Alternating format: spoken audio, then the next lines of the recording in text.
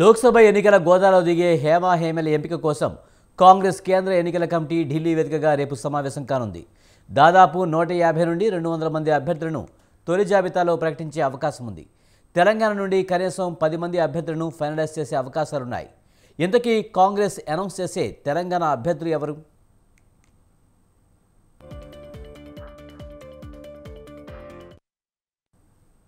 ఢిల్లీ వేదికగా కాంగ్రెస్ ఎన్నికల కమిటీ సమావేశం కానుంది.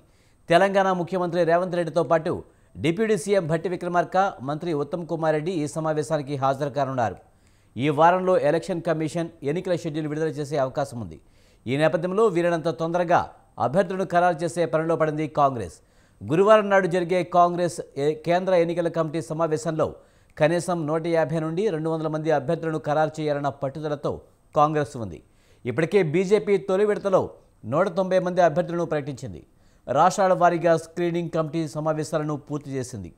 ఏకాభిప్రాయం కుదిరిన స్థానాలపై మరోసారి సిఈసి సమావేశంలో చర్చించి ఆమోదముద్ర వేయనుంది.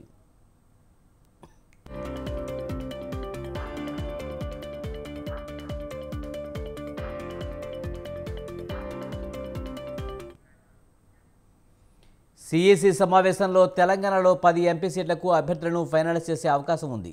ఇప్పటికే హరీష్ చౌదరి నేతృత్వంలో స్క్రీనింగ్ కమిటీ ఆయా పేర్లను అంగీకారం తెలిపింది. మిగిలిన 7 స్థానాల్లో ఇంకా ఏకాభిప్రాయం కుదరలేదు. అందుకే ఏకాభిప్రాయం కుదిరిన 10 లోక్సభ స్థానాలకు సిఈసి సమావేశంలో కాంగ్రెస్ పచ్చ జెండా ఊపనుంది.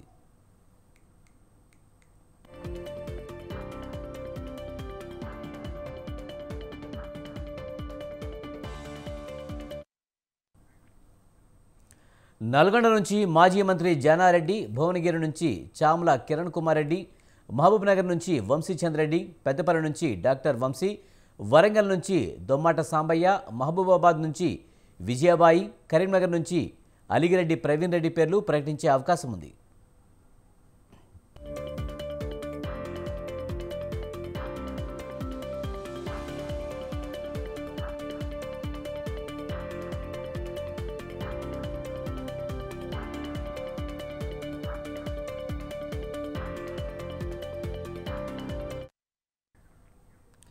నిజామాబాద్ నుంచి ఎమ్మెల్సీ జీవన్ రెడ్డి, మల్కాజ్గిరి నుంచి అల్లు అర్జున్ మామ కంచర్ల చంద్రశేఖర్ రెడ్డి పేర్లు కాంగ్రెస్ తొలి జాబితాలో ఉండే అవకాశాలు ఉన్నాయి. మిగిలిన స్థానాల్లో మరోసారి చర్చించి 1-2 రోజుల్లో ఆ పేర్లను సైతం ప్రకటించే అవకాశాలు ఉన్నాయి.